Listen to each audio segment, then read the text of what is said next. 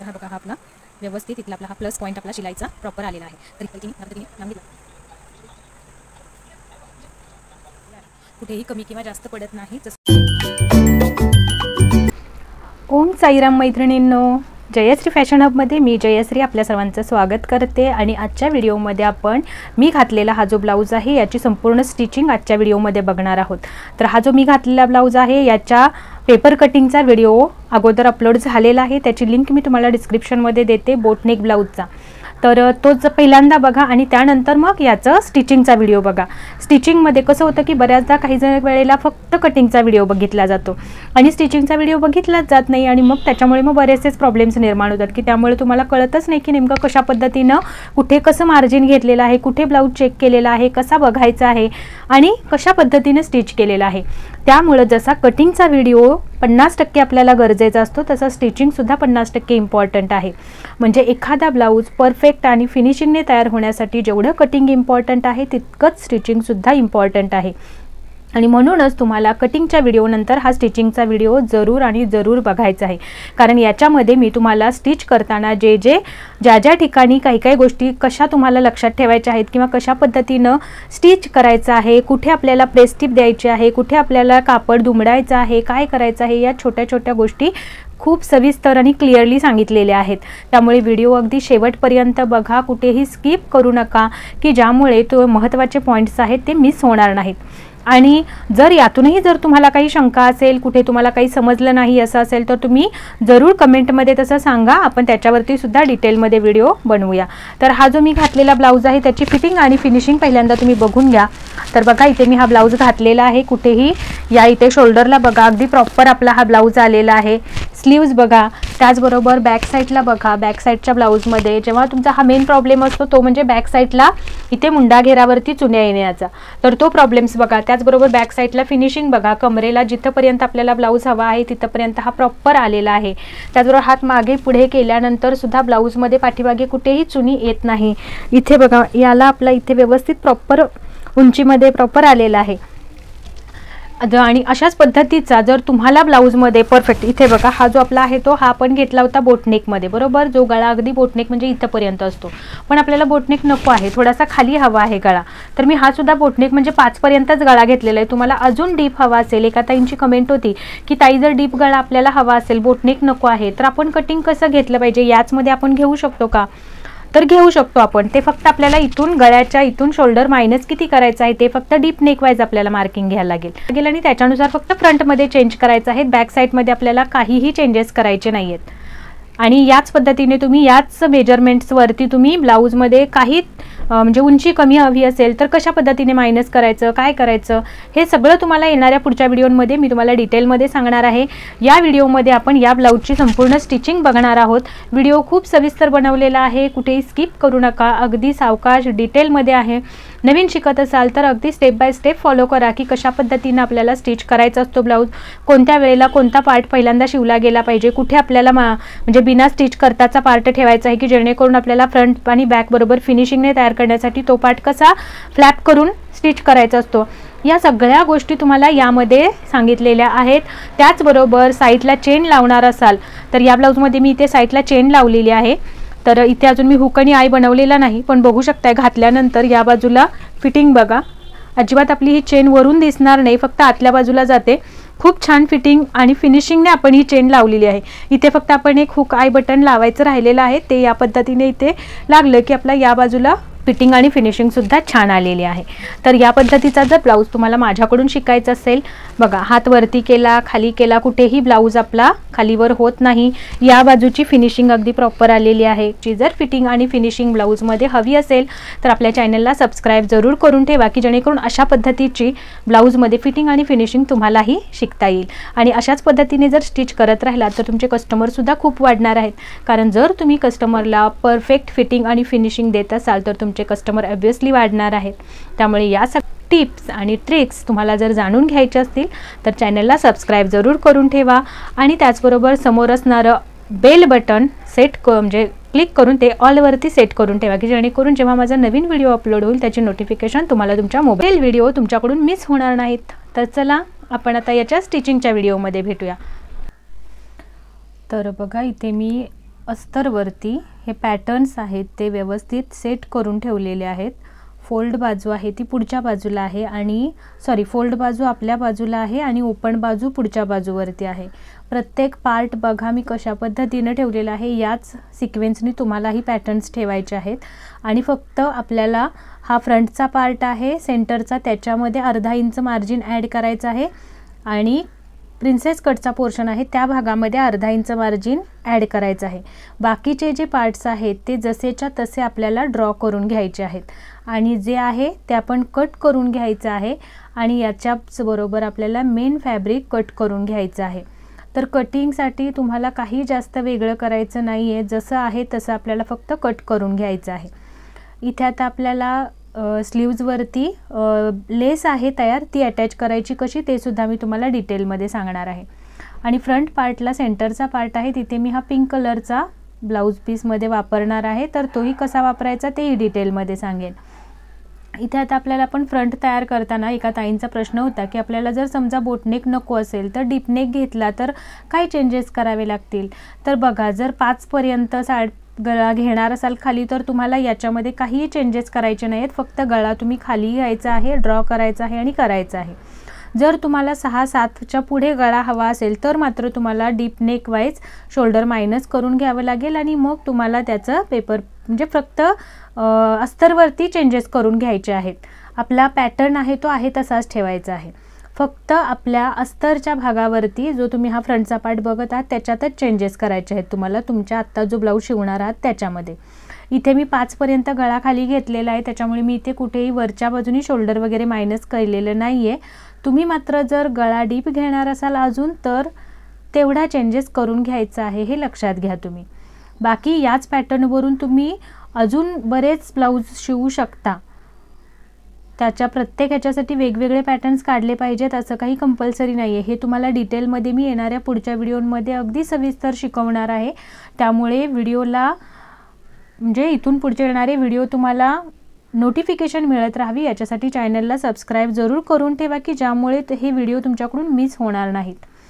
तर आता आपण हा गळा आपण कट करून घेतला आणि आपल्याला कॅनव्हास पेपर घ्यायचा आहे फोल्ड करून, फोल्ड बाजूकडून आपण बघत आहात त्याप्रमाणे आपलं हे फॅब्रिक ठेवून पहिल्यांदा गळ्याचं मार्किंग करून घेतलं, त्याच्या बाहेर 1.5 इंच मार्किंग करून घेतलं आणि शेप कट करून घेतला। सेम बॅकला आपण याच पद्धतीने आपलं फॅब्रिक ठेवून घ्यायचं आहे आणि त्याच्यानंतर 1.5 इंच मार्जिन घेऊन गळ्याचा शेप कट करून घ्यायचा आहे, वरच्या बाजूला पाव इंच एक्स्ट्रा घ्यायचा आहे।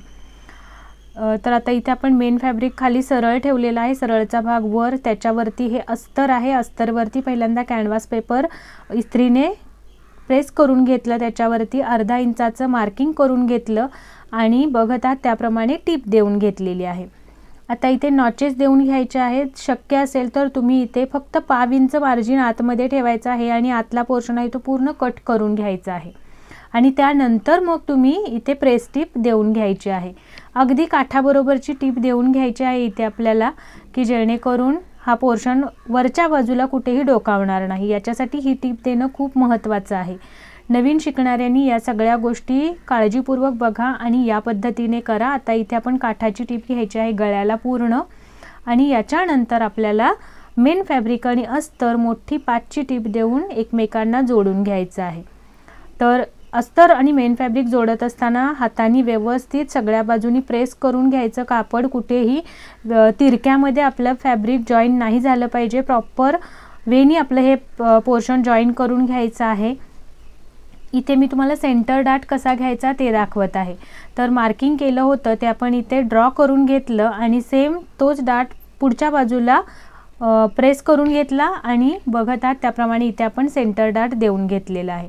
आता इथे आपण कटोरीचा म्हणजे प्रिन्सेस कटचा पोर्शन कसा जोडायचा ते बघा। पहिल्यांदा दोन्ही बाजूला 2 पोर्शन व्यवस्थित प्रेस करून घ्यायचे आणि त्यानंतर त्याच्यावरती मेन फॅब्रिक सरळचा भाग वर येईल या पद्धतीने ठेवून घ्यायचं, जेणेकरून दोन्ही भाग वेगवेगळे दोन्ही बाजूंचे तयार होतील।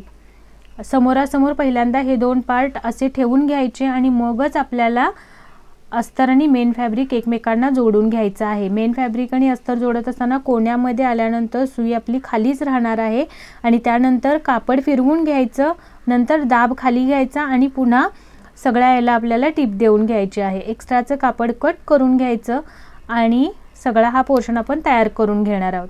तर हे सगळं आपण तयार करून घेणार आहोत, वेळ जास्त जायला नको, त्यामुळे मी हे सगळं करून घेते आणि तुम्हाला बॅक पार्ट कसा तयार करून घेतला ते आता इथे मी दाखवत आहे। तर बघा या पद्धतीने कट करून घ्यायचं आहे। जे मी फ्रंटमध्ये कट केलं नव्हतं, दोन्ही पद्धतीने तुम्ही करू शकता, या पद्धतीने पण आणि जसं मी फ्रंटमध्ये दाखवलं तसं सुद्धा।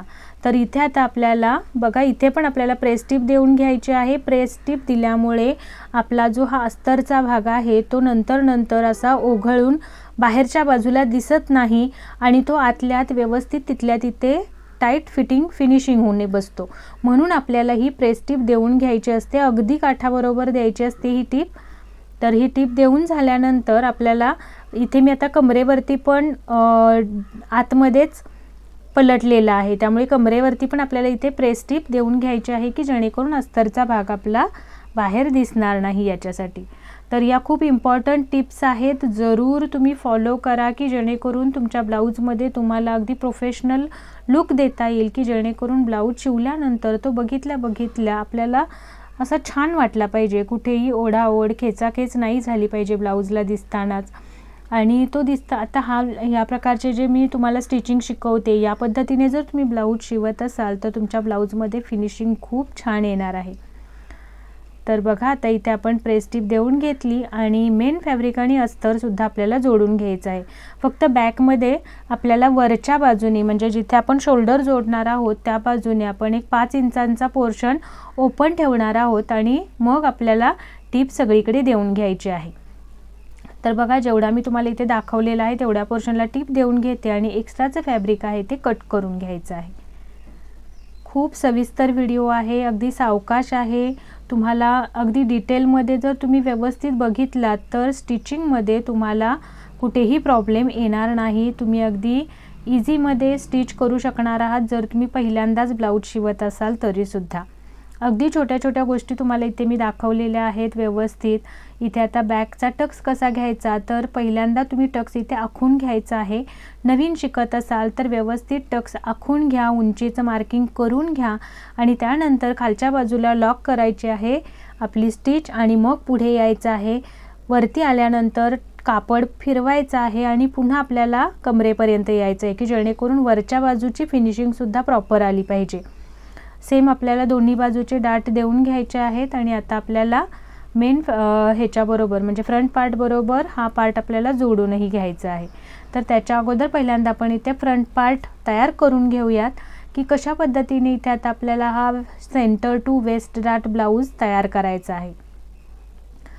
तर पहिल्यांदा समोरासमोर ठेवून घ्यायचं, त्यानंतर पलटायचा त्यातला एक पोर्शन आणि या पद्धतीने वरून खाली आपल्याला हा प्रिन्सेस कटचा पोर्शन अर्धा इंच मार्जिन देऊन टिप देऊन घ्यायचा आहे।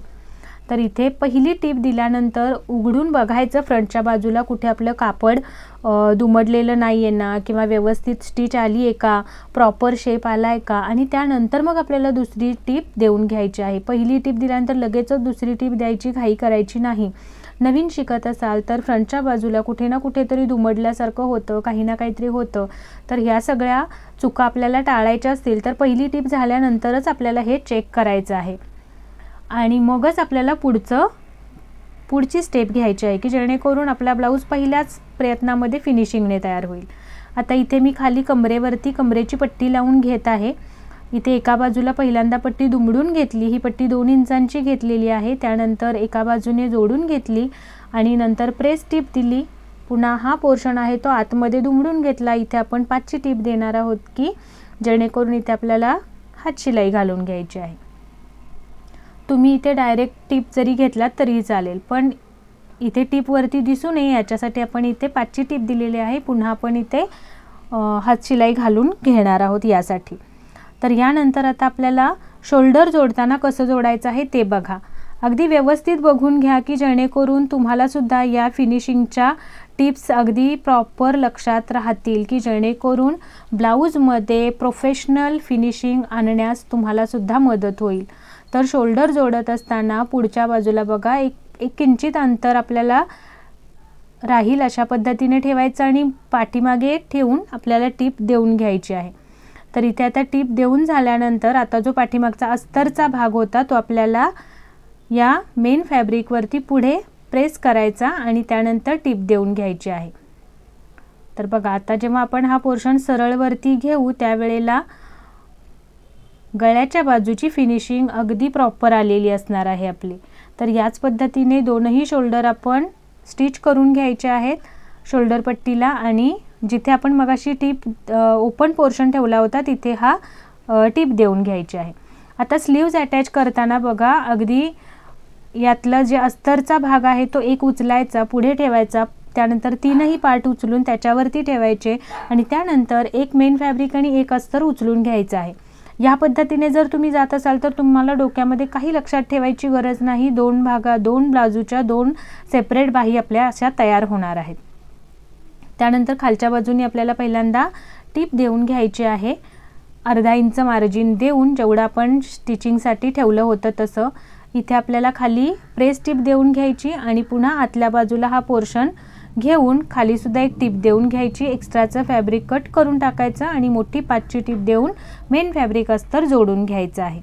आता इथे आपल्याला खाली लेस म्हणजे ब्लाऊजमध्येच होती ही बॉर्डर, ती आपण लावून घेणार आहोत। याच्यासाठी मॅचिंग धागा घ्यायचा आहे घालून तुम्हाला, की जेणेकरून ब्लाऊजमध्ये आपल्याला अगदी प्रोफेशनल लुक आणायचा आहे, कुठेही आहे त्याच धाग्यामध्ये करून रिकामं व्हायचं नाही आहे। तर इथे मी धागा चेंज करून घेतला, खाली पट्टीला व्यवस्थित टीप देऊन घेतल्या आणि आता बाही आपल्याला जोडायची आहे। तर बाही जोडायच्या अगोदर इथे तो व्हिडिओ थोडा स्किप झालेला आहे, तर पहिला बॅक पार्ट आणि फ्रंट पार्टचं साईडचं फिटिंग आहे ते प्रॉपर आहे का बघून घ्यायचं आहे तुम्ही, आणि मग बाही सुद्धा जोडून अशी या पद्धतीने बघायची लावून की आपली ही प्रॉपर आपल्या मुंडा घेराला बसतीये का, आणि त्यानंतरच तुम्ही बाही लावायला घ्यायची आहे। तर ह्या दोन टिप्स आहेत। पहिला तर फ्रंट आणि बॅकचा साइड पार्ट आहे तो चेक करून घ्यायचा आहे आणि मग बाही चेक करून घ्यायची। जसं तुम्ही म्हणत होतात की बाही कमी होते एका बाजूला, तर या पद्धतीने जसं तुम्ही मी दाखवलेलं आहे कटिंग घेतलं तर तुमची बाही कधीच कमी पडणार नाही आणि स्टिचिंगमध्ये सुद्धा तुम्हाला प्रॉपर फिटिंग येणार आहे यामुळे। तर आता जे पण तुमचं फिटिंग असेल ते तुम्ही ब्लाऊजवरती मार्क करून घ्यायचं आहे तुमच्या फिटिंग वाईज। इथं मी माझ्या फिटिंग वाईज मार्किंग करून घेतलेलं आहे आणि यानंतर आपल्याला फायनल फिटिंगची टीप देऊन घ्यायची। आता इथे बघा काखेमध्ये आल्यानंतर मात्र एक गोष्ट लक्षात घ्यायची आहे, जेव्हा पाठीमागचं आणि पुढचं फिटिंग आपण करतो त्यावेळेला ही जी शिवणची टीप आहे आपली ती प्रॉपर एकमेकांवर आली पाहिजे, अशा पद्धतीने ठेवून घ्यायची आहे आपल्याला। प्रत्येक वेळेला जर तुम्ही सगळ्या गोष्टी प्रत्येक ठिकाणी ब्लाऊज चेक करत करत स्टिच केलात म्हणजे तर तुम्हाला ही टीप तुमची प्रॉपर येणारच आहे, त्याच्यासाठी तुम्हाला काही प्रयत्न करावे लागणार नाही आहेत एक्स्ट्राचे। तर बघा आता इथे आपली प्रॉपर फिटिंग आलेली आहे, अगदी प्लसमध्ये आपली टीप आलेली आहे, कुठेही खालीवर झालेली नाही आहे। आता आपल्याला याच ठिकाणी 2 टीप देऊन घ्यायच्या आहेत एक्स्ट्राच्या, की जेणेकरून ब्लाऊज आपल्याला भविष्यात कधी टाईट लूज करायचं असेल तर या टिपा आपल्याला उपयोगी पडतात। तर या पद्धतीने दुसऱ्या बाजूलाही फिटिंग करून घ्यायचं आहे। दुसऱ्या बाजूला पण चेन लावणार आहोत, तर चेन लावत असताना आपल्याला कशा पद्धतीने फिटिंग घ्यायचं असतं ते पहिला बघूयात। तर या बाजूला मी स्लीव्ज लावून घेतली आणि फिटिंगचं मार्किंग करून घेतलं। फिटिंग लावल्यानंतर आपल्याला काखेमधून खाली 1.5 इंचावर एक मार्क करायचा आहे। बघा ज्या पद्धतीने केलेलं आहे त्या पद्धतीने पहिला तुम्ही फिटिंग लावून घ्यायचं आहे तुमचं जे पण ब्लाऊजचं फिटिंग आहे, जे तुमच्या तयार ब्लाऊजवरून घ्या किंवा जर तुम्ही मेजरमेंटनी घेतलं असेल तर त्याच्या वाईज घ्या। तर यानंतर आपल्याला आता 1.5 इंचापर्यंत खाली इथे टीप देऊन घ्यायची आहे। इथे सुद्धा आपल्याला बॅक आणि फ्रंटचा जो टीपचा पोर्शन आहे तो प्रॉपर एकमेकांवर आला पाहिजे, या पद्धतीने व्यवस्थित सेट करायचा आहे आणि मग टीप घ्यायची। तर इथे आता बघा पुढे मागे करून लॉक करून घेतली मी टीप इथे, आणि आता बॅक यायचं आहे आपल्याला, सरळ यायचं वरती 1.5 इंचावर आणि मग तिरकं घ्यायचं आहे आपल्याला। तिथूनच तिरकं जायचं नाही, नाहीतर मग फिटिंग येत नाही, फिनिशिंग येत नाही आपली चेन लावताना प्रॉपर। त्यासाठी 1/2 ते पाऊण इंच सरळ त्याच टिपवर टीप घ्यायची आहे आपल्याला पहिली। आणि यानंतर आता हा जो जेवढा आपण मार्जिन ठेवलं होतं, तर यामध्ये मी 1.25 इंच मार्जिन ठेवलं होतं ब्लाऊजमध्ये बरोबर, तर तेवढं मार्जिन मी इथे दुमडणार आहे आणि इथे दोन्हींवरती मार्क करून घेणार आहे। तर इथं मार्क करून घेतलं, चेन घ्यायची आहे आणि चेन आपल्याला बघा कशा पद्धतीने लावायची आहे की जेणेकरून ती चेन आपल्याला बाहेर दिसलीही नाही पाहिजे आणि इथे फिनिशिंग पण आली पाहिजे। तर चेन दुमडून घेतली, पोर्शन दुमडलेला आहे त्याच्या खाली ठेवायची आहे आपल्याला चेन। बघा चेनचा सरळचा पोर्शन वरती आहे आणि आपला ब्लाऊजचा पोर्शन सुद्धा सरळचा वरतीच आहे। या पद्धतीने चेन पहिला सेट करून घ्यायची। जिथं आपण 1.5 इंचांपर्यंत काखेमध्ये खाली आलो होतो तिथपर्यंत टीप देऊन घ्यायची। बघा किंचित 1.5 इंच वरती आली पाहिजे आणि त्यानंतर सुई खालीच राहील आपली आणि फक्त कापड फिरवायचं। पुन्हा 1 2 3 4 टाके घ्यायचे आणि पुन्हा सुई खालीच राहील, कापड फिरवायचं आणि आपल्या चेनवरती व्यवस्थित फ्लॅप झाली पाहिजे कापडाचा पोर्शन आणि या पद्धतीने पुढेपर्यंत टीप देऊन घ्यायची आहे। तर बघा अगदी फिनिशिंगने आपली ही चेन लावून झालेली आहे। आता खालच्या बाजूला फक्त आपल्याला एक हुक आणि एक आय तयार करायचा आहे इथे। तर या पद्धतीने ब्लाऊज घेतला तर आपल्याला हुक सुद्धा लावायची गरज नाही। अगदी थोडक्यामध्ये आपला हा ब्लाऊज रेडी होतो। तर तुम्हाला हा ब्लाऊज कसा वाटला याचा फायनल लुक तुम्हाला मी स्टार्टिंगलाच दाखवलेला आहे। जर तुम्हाला हा ब्लाऊज आवडला असेल, स्टिचिंगची माझी मेथड आवडली असेल तर चॅनलला सबस्क्राईब जरूर करा। असेच डिटेल व्हिडिओ चॅनलवरती अपलोड होत राहतात जेणेकरून त्याचा फायदा तुम्हाला तुमच्या शिलाईमध्ये फिनिशिंग आणि प्रोफेशनल पद्धत आणण्यासाठी होईलच होईल। तर चला भेटूया अशाच पुढच्या नवीन व्हिडिओमध्ये नवीन माहितीसोबत। आणि चॅनलला सबस्क्राईब केलं नसेल तर जरूर सबस्क्राईब करून ठेवा असेच नवनवीन व्हिडिओज पाहण्यासाठी। तर या व्हिडिओमध्ये ह्या ब्लाऊजचा लुक तुम्हाला कसा वाटला हे कमेंट करून जरूर सांगा। आणि जर तुम्हाला माझ्याकडून काही नवीन व्हिडिओज बघायचे असतील, काही शिकायचं असेल तर ते सुद्धा कमेंटमध्ये सांगा, आपण त्याच्यावरती डिटेल व्हिडिओ बनवूया। तर चला भेटूया पुढच्या व्हिडिओमध्ये, तोपर्यंत ओम साईराम, काळजी घ्या स्वतःची, बाय।